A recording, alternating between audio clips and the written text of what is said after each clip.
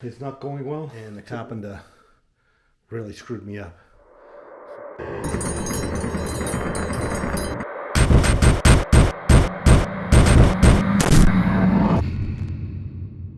So day 4 is not going well.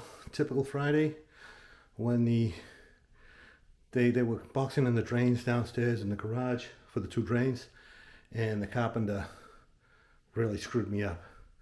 So I'm making a repair on one of my bonding flanges to fix the problem. So day 4 is going to be a very short video.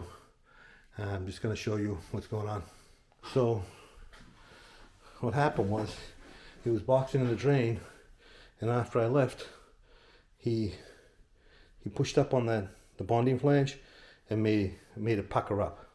So now I had to cut it out using cut out the drain using an inside pipe cutter, put a coupler on it, cut out some membrane, and now I'm going to have to reset it, and then I'm going to put a big patch of sheet membrane over this, and then it's going to have to be flood tested tomorrow because it can't flood tested today. So I'll show you the end result. Okay, all patched, let it dry overnight, tomorrow flood test.